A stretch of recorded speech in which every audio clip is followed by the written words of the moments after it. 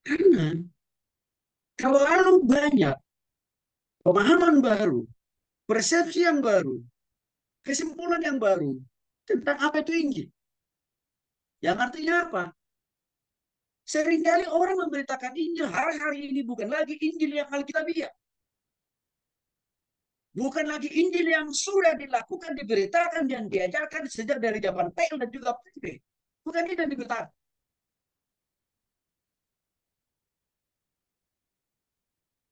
Maka di situ alasannya saya perlu menjelaskan kepada kita, apa itu Injil? Dan mengapa begitu penting? Kalau kita tidak memberitakan Injil yang sama seperti Injil yang disampaikan oleh Yesus Kristus, yaitu kematian dan kebangkitan, maka Injil yang kita sampaikan itu kalau berbeda dengan itu, maka apa yang terjadi? Orang yang kita injili itu, sebenarnya mereka tidak sedang bertobat. Tapi mereka hanya sudah terhipnotis dengan berita Injil palsu yang kita sampaikan. Ya, mana suatu saat orang itu akan murtad sebagai produk dari Injil yang palsu. Maka supaya jangan sampai sia-sia berita Injil yang kita sampaikan itu, curahan waktu tenaga dan pikiran yang kita pakai itu beritakan jangan sampai sia-sia Bapak Ibu.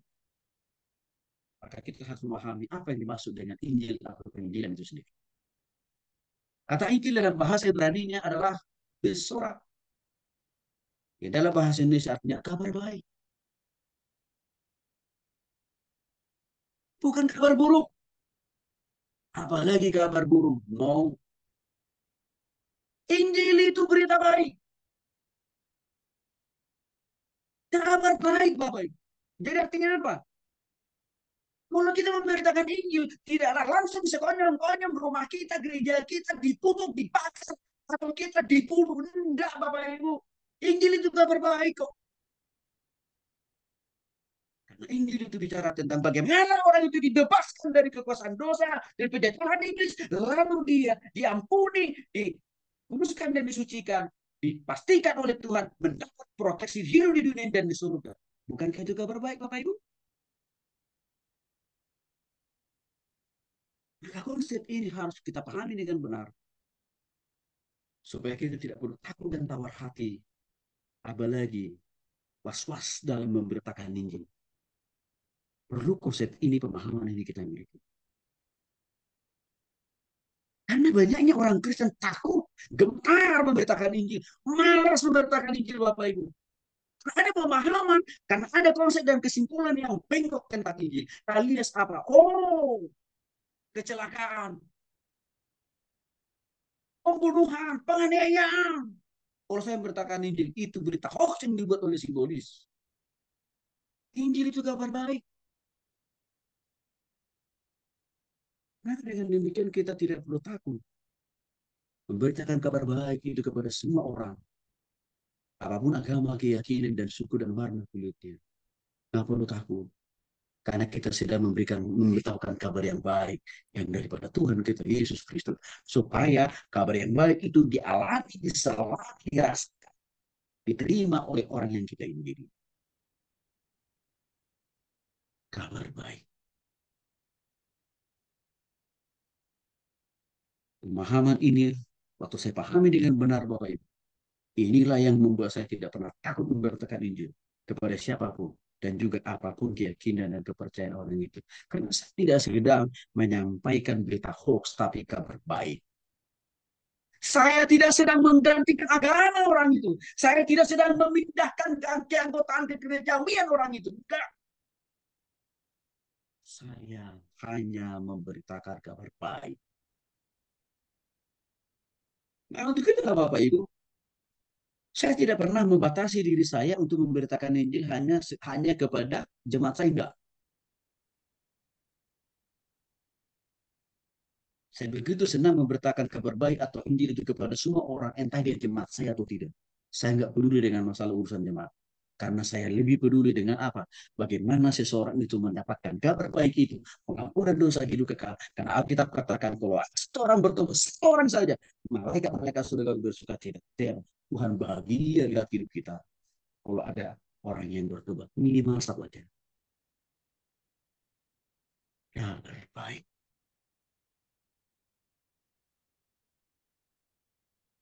Tapi gimana Pak Tony? Saya pernah coba memberitakan Injil, tapi tiba-tiba gereja saya ditutup. Apakah itu karena Injilnya? Bukan. Selang ya Bapak ya. Kalau Injil yang kita beritakan itu benar-benar seperti apa yang disampaikan oleh Yesus dan juga para rasul. Lalu misalkan gereja kita ditutup, itu bukan karena Injilnya, bukan karena kabar baiknya Bapak Ibu, karena simbolis yang tidak suka, yang tidak senang. Lihat kekuasaannya dia. Kita hancurkan oleh kabar baik alias Injil Kristus. Maka dia pakai orang-orang yang belum bertobat di sekitar situ menjadi kaki tangannya untuk apa? Untuk mendemo gereja kita. Jadi bukan karena kabar baik, bukan karena. Maka kalau kita berhenti dan takut memberitakan kabar baik alias Injil karena gereja kita ditutup ataupun juga dibakar atau rumah kita juga diratakan Bapak Ibu, berarti tahukah Bapak Ibu dengan pengalaman itu kita jadi trauma dan takut memberitakan Injil. Apa kira-kira yang terjadi? Si Bulus bersorak-sorai. Si Bulus akan memakai lebih banyak lagi orang-orang yang belum bertobat, orang yang belum mendapatkan kabar baik Injil Kristus itu untuk apa? Makin merajalela.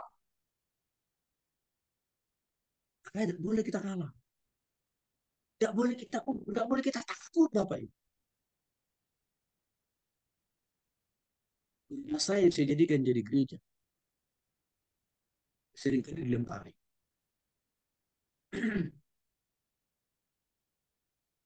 Pagi, siang, malam. Suka-suka mereka aja. Sering Bapak Ibu dilempari.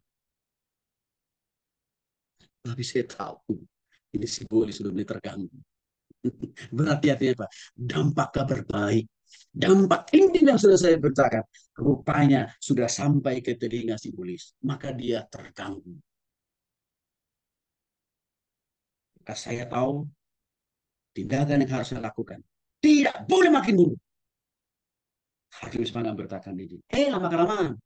Bosan juga itu si Bulis. Memakai orang-orang yang belum bertobat yang lemparin rumah saya. Bosan juga mereka. Akhirnya apa? Mereka tidak lagi pernah lemparin rumah saya.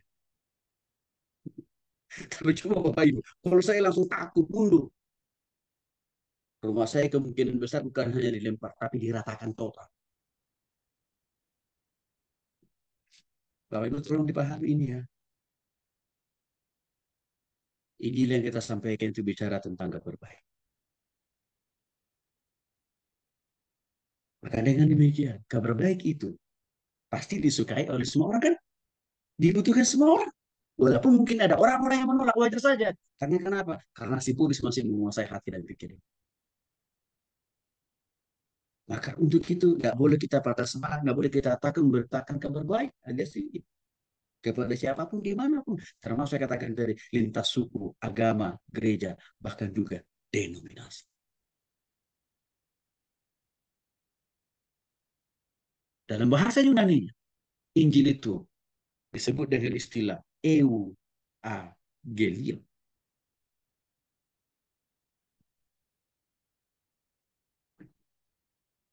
Dari bahasa lain adalah Arabisasi. Ini sebenarnya maknanya sama dengan seperti dalam bahasa Ibrani, yaitu apa? Kabar baik, bukan memindahkan gereja orang, bukan memindahkan agama orang. Ini harus clear loh Bapak Ibu ya.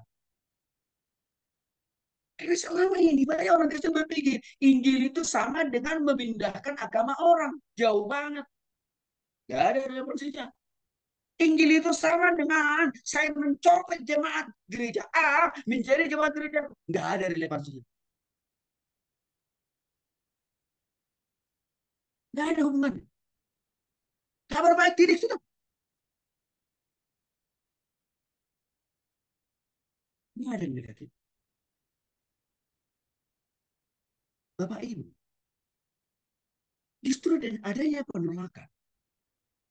Membuktikan bahwa kabar yang kita sampaikan itu. Bahwa Injil yang kita sampaikan kan sifatnya baik.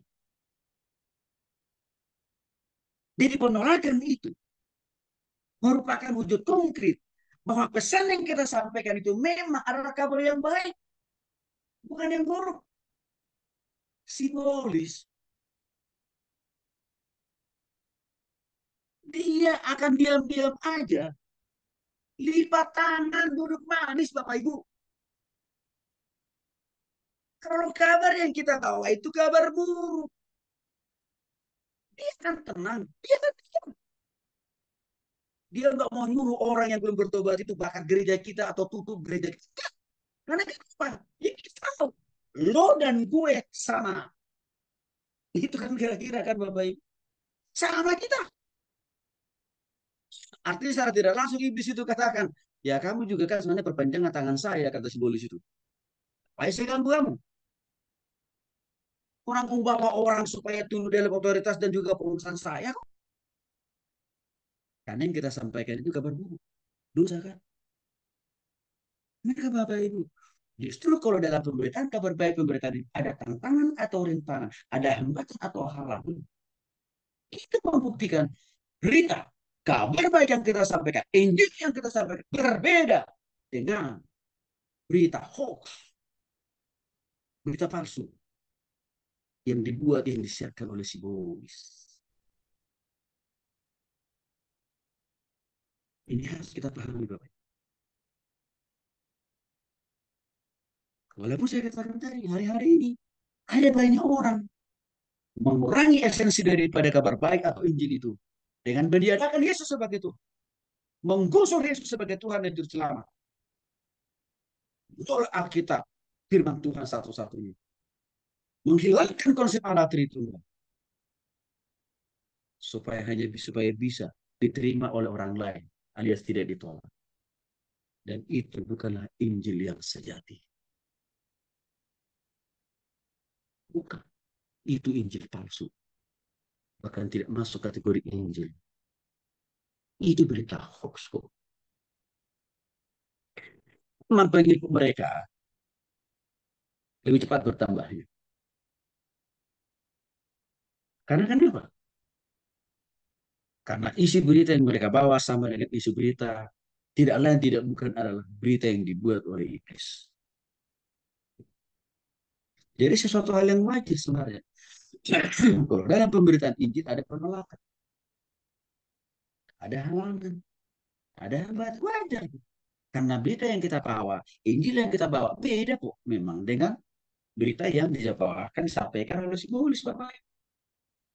Menurut saya, selama 25 tahun menjadi penginjil dan juga jadi gembala, saya juga sering ditolak tuh Bapak. Cerita, rumah saya dilemparin.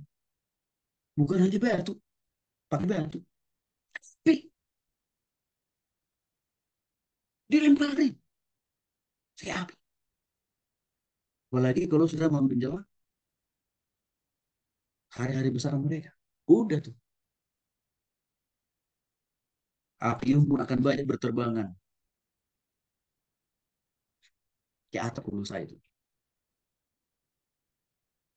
Tapi saya udah tahu si Boris begitu gerah rupanya, terganggu. Tapi saya katakan tadi, gak lama, bosan juga kok si Boris itu. Kita sampai pada kesimpulan. Peninjilan adalah proses. Bapak Ibu, proses. Artinya apa? Dalam penginjilan itu ada tahapannya. Ada langkah-langkahnya. Kan proses. Dalam penginjilan itu. Yang berlaku di sana bukan waktunya kita. Tapi waktunya Tuhan. Yang berkarya, yang bekerja. Mengubahkan hati orang itu. Bertekuk untuk di hadapan Tuhan. Di balik proses itu, berarti kita perlu juga sebelumnya perlu apa? Persiapan rohani. Makanya kita sudah bahas tuntas itu tadi Bapak Ibu. Juga apa? Perlu menambahkan pengetahuan Alkitab kita sebagai bagian dari proses. Bahkan menambahkan keterampilan. Bapak Ibu dikasih oleh Kristus. Sudah puluhan metode sarana penginjil saya pakai selama 25 tahun. Sudah puluhan. Dari yang manual sampai menggunakan teknologi. Sudah puluhan yang saya pakai. Tapi Bapak Ibu, dari semua puluhan metode itu, saya tahu diri, saya tahu, saya paham. Tetap ada kuasa Tuhan yang harus saya percaya bekerja. Melampaui daripada metode yang saya pakai. Dan juga melampaui daripada keahlian, keterampilan, sarana yang saya pakai. Itu bagian dari proses. Proses itu juga menyangkut bagaimana Tuhan sudah jauh-jauh hari mempersiapkan orang-orang, memilih orang-orang dan menentukan orang-orang yang kita jumpai, lalu kita dipertemukan untuk apa kita beritakan kabar baik, lalu mereka dibukakan hati dan pikiran mereka kepada Tuhan dan bertobat terima Yesus. Itu bagian dari proses.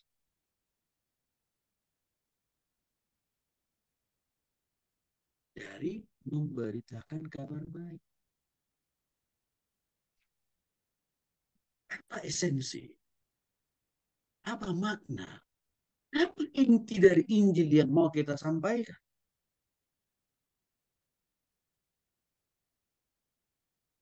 Esensi atau inti atau makna atau benang merah daripada Injil itu sendiri adalah kematian kebangkitan Kristus.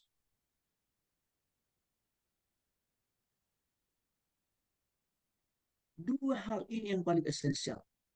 Yang harus ada di dalam kabar baik atau penginjilan itu. Untuk apa Yesus mati? Tentu bukan untuk menghapus dosa Yesus, kan bukan. Tapi untuk kita Yesus mati. Supaya kita terbebas, terlepas, alias diberkatkan dari penjajahan iblis dan juga penguasaan dosa. Untuk itulah Yesus mati. Sebab kalau kita menyodorkan diri kita untuk minta untuk apa, mempertanggungjawabkan dosa-dosa kita, mati di kayu salib, pasti kita tidak ada yang mau pasti lari terbiri-biri. Siapa yang mau mati di kayu salib? Ngeri. Kematian di kayu salib itu lebih mengerikan daripada sekedar ditembak mati. Kalau ditembak mati Bapak Ibu, langsung selesai. Rasa sakit tidak sempat dialami oleh seseorang yang langsung ditembak mati. Tapi waktu orang digantung di kayu salib, seperti Tuhan Yesus, dia harus mengalami rasa sakit yang luar biasa, berjam-jam digantung di kayu salib itu. Di sisi lain, waktu dia digantung di kayu salib, terik matahari menghampiri dia, makin bertambah sakit luar biasa penganiayaan yang dialami oleh Yesus. Mulai dari ujung rambut sampai ujung kaki.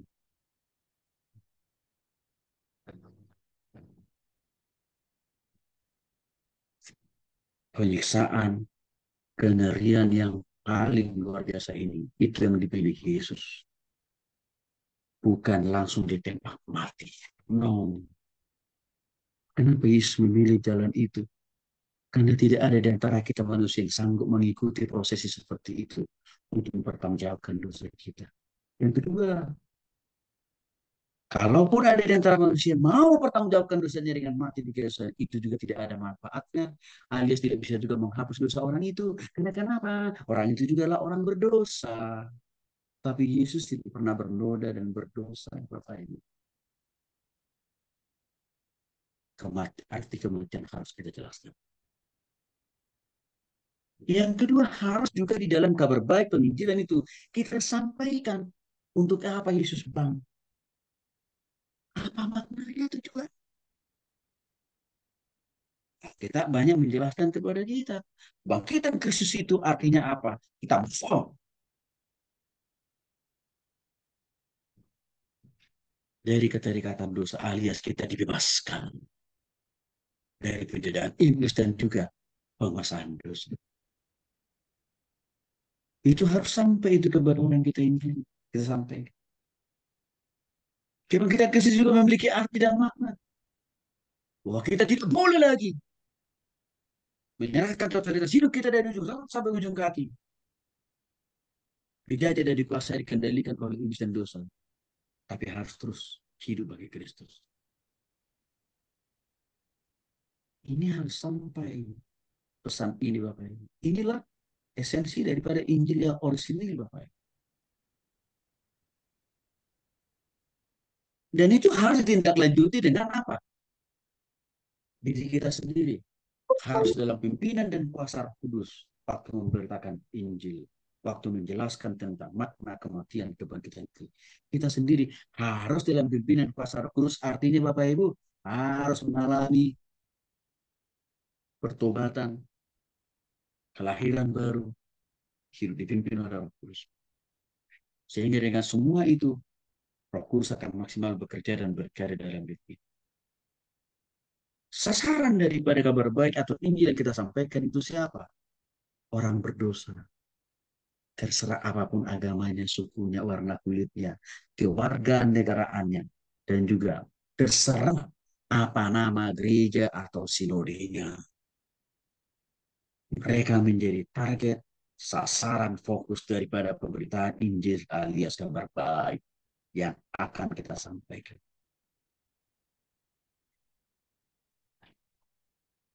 Itu fokusnya Bapak Ibu. Maka kita tidak boleh pilih-pilih, oh enggak, saya hanya disuruh Tuhan menginjil ke kota Anu, karena saya orang Batak. Tuhan hanya tahu tidak Tuhan untuk saya hanya menginjil orang Batak. Kayaknya enggak ada di dalam kitabnya. Matius 28 kan? Ayat 19 sampai dengan 20. Pergi, jadikan semua bangsa murid. Semua Bapak Ibu. Pergi itu kan berlaku untuk semua kita, apapun sukunya kita. Asal kita sudah sungguh-sungguh bertobat, kita harus go, pergi, angkat, beritakan Injil. Kepada semua bangsa. Artinya apa? Tidak ada di situ pengklasifikasian. Hanya untuk orang banyak. Tidak ada itu. Siapa saja yang Tuhan siapkan untuk kita temui dan jumpai, apapun agama, keyakinan, dan suku orang itu, beritakan kabar baik. Beritakan Injil.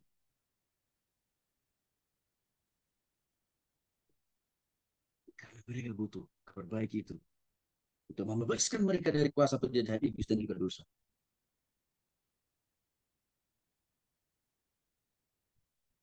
Itu target kita, Bapak. Maka saya katakan tadi, tolong Bapak Ibu bedakan. Penginjilan tidak sama dengan memindahkan agama seseorang. Tidak sama, itu jauh banget. Penginjilan tidak sama dengan memindahkan keanggotaan gereja seseorang. Enggak. Penginjilan jelas memindahkan posisi orang yang sudah yang tadinya dipimpin dikuasai dijajah oleh iblis dan juga dosa. Lalu kita berinjil supaya dia berpindah dari posisi penguasa penjajahan iblis dan dosa itu supaya hidup dipimpin dikuasai oleh Allah. Gitu.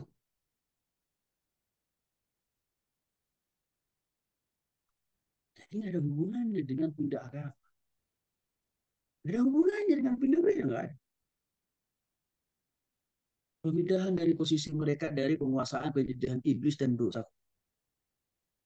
Itu yang sedang kita pindahkan posisi mereka. Supaya mereka dimerdekakan, dipimpin dan dikuasai oleh Tuhan. Maka di sini susah Bapak Ibu. Tindak lanjut daripada ya orang-orang berdosa itu untuk apa? Supaya mereka percaya dan bertobat loh Bapak Ibu. Percaya dan bertobat. Hati-hati Bapak Ibu. Kita sudah bahas minggu yang lalu. Salah satu faktor kenapa banyak orang Kristen hari-hari ini murtad. Karena kita kejebak dengan statement atau perkataan orang Kristen yang mudah mengatakan, aku percaya Tuhan. Tapi belum tentu sudah bertobat. Nah untuk itulah kan Yakobus berkata, si Bulis juga percaya bahwa sama Tuhan. Orang yang salah percaya. Si Bulis Bapak Ibu. Setan juga percaya sama Tuhan kok. Tapi sampai detik ini tidak ada satu ekor pun setan yang mau bertobat. Itu masalahnya. Kalau setan udah bertobat, udah selesai kita. Mata kuliah ini langsung kita tutup semuanya. Kita pendeta ini gak usah capek-capek lagi Bapak Ibu. Malah ini orang. Karena apa? Aktor intelektualnya kan sudah bertobat kan? Itu simbol. Persoalannya tidak ada simbol bertobat. Untuk itu sibolis masih terus memperankan orang-orang yang belum bertobat. Sama seperti sibolis itu. Untuk diperada, diperbudak, dijadikan menjadi kaki tangan. Merusak hal yang benar dan merusak hal yang baik. Harus sampai ada pertobatan Bapak Ibu. Jangan hanya sebatas percaya. Karena bisa saja orang mengatakan mudah percaya, tapi hanya sekedar omong-omong. Hanya di mulut. Tapi nggak ada pertobatan di hati, pikiran, perasaan, tindakan yang kuat. Maka kitab Yakobus itu sebenarnya mengingatkan kita hati-hati. Ya. Jangan kejebak. Jangan mudah percaya di kalau katakan. Wah, sudah percaya Tuhan. Tapi tobat enggak. Karena kenyataannya Bapak Ibu. Banyak orang Kristen ngakunya percaya Tuhan. Tapi korupsi jalan terus. Berbohong jalan terus. Selingkuh jalan terus. Poligami di mana-mana. Karena apa? Belum bertobat, belum berhenti dari semua dosa-dosa. Maka harus sampai pada pertobatan. Tapi jangan lupa Bapak. Setelah mereka percaya lalu kita tuntun mereka bertobat. Tapi jangan lupa nih. Bimbing orang itu untuk mengundang Yesus masuk secara pribadi di dalam roh, jiwa, dan tubuh. Yang ini seringkali kita lupa. Bapak Ibu dikasih oleh Tuhan Yesus Kristus. Saya teruskan kesaksian Pak Pendeta yang datang ke rumah saya beberapa hari yang lalu. Dia bilang, Pak Tony, saya bingung Pak. Ini salah satu pemain musiknya, kesurupan. Ditengking dia. Ah, setannya terbiri-biri. Tapi Pak Pendeta ini, Pak Tony nggak lama kemudian, kesurupannya makin menggila. Pak. Sampai semua isi rumahnya dilempar kemana-mana, termasuk kepada Pak Pendeta ini.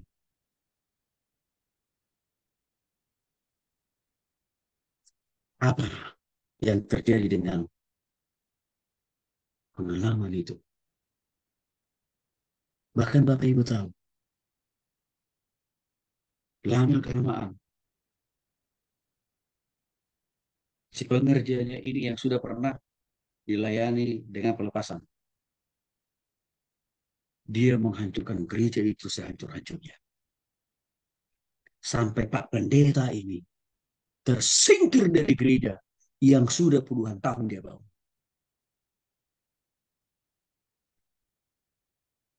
Pasti kita nggak mau begitu ya Bapak Ibu ya. Kita sudah layani orang, habiskan waktu tenaga dan pikiran. Tapi kita tersingkir dari pelayanan yang kita bangun dari itu. Itu dialami oleh Pak Pendeta ini. Sehingga Pak Pendeta ini saya agak prihatin. Saya agak prihatin sebenarnya. Orang itu tulus total kalau melayani. Dan nggak hitung-hitungan.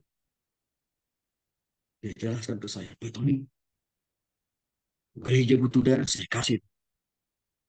Gereja butuh peralatan musik, saya kasih Pak. Gereja butuh sistem terbaru, saya kasih Pak. Tapi tersingkir dari gereja. Siapa memikirkan Bapak Ibu? Pengerjanya, pemain keyboardnya. Yang notabene-nya, Pak Pendeta ini pernah melayani dia untuk pelayanan pelepasan. Tapi kok kenapa? Tidak total bertobat. Tapi justru menghancurkan gereja itu. Ada satu hal yang dulu Bapak Pendeta ini dia tidak lakukan. Dia hanya sibuk menengking-nengking setan yang ada dalam diri pemain keyboardnya. Tapi dia tidak sampai menuntun orang itu bertobat bukan hati, terima Yesus secara pribadi dalam hati. Pendeta ini tidak lakukan itu. Sehingga apa? Tidak ada pertobatan total. Tidak ada Yesus di hatinya. Maka apa yang terjadi? Si setan yang pernah diusir oleh Pak Pendeta ini, dia bawa lagi setan-setan yang lebih besar dari dia. Baik setan ketua RT-nya, setan ketua RW-nya, dan juga setan lurahnya, setan camatnya, dia bawa menguasai pengerjaannya ini. Maka itulah yang menyebabkan pengerjaannya ini menghancurkan gereja Pak Pendeta.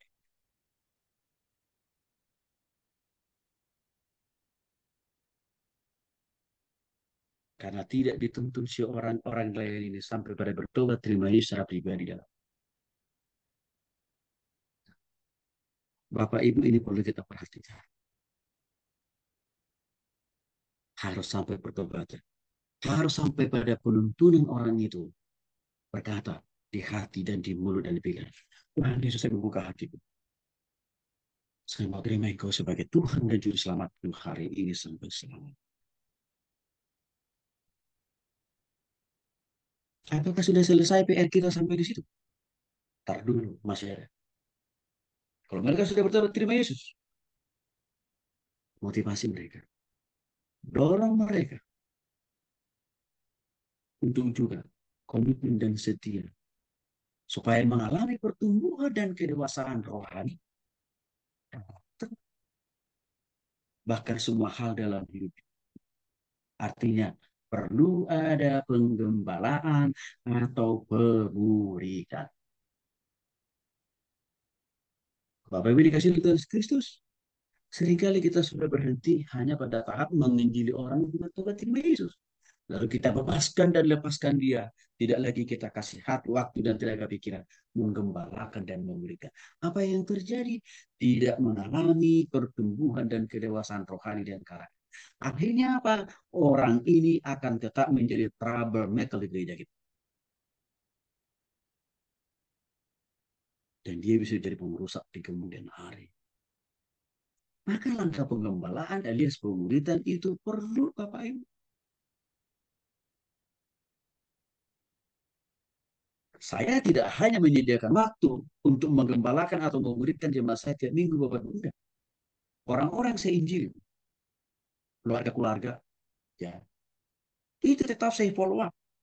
Walaupun mereka tidak menjadi jemaat saya tiap minggu. Tapi saya punya tanggung jawab moral sebagai hamba Tuhan untuk apa? Memuridkan mereka setiap minggu secara bergiliran. Baik secara offline, bahkan juga secara online. Karena saya mau mereka bertumbuh dan dewasa rohani karakter.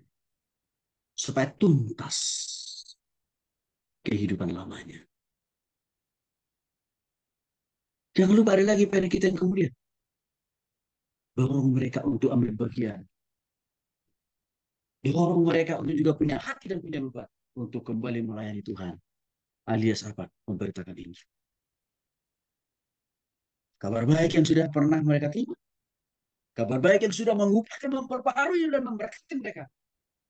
Kita dorong mereka untuk juga menceritakan, menseringkan kepada orang-orang lain. Yang belum pernah mendengar kabar baik itu, apalagi mengalami dan merasakan berkat dari kabar baik itu. Kita harus dorong mereka. Maka artinya Bapak Ibu, penginjilan itu tidak hanya berhenti hanya di kita saja. Tapi penginjilan itu terus menerus berjalan, berlangsung dari waktu ke waktu.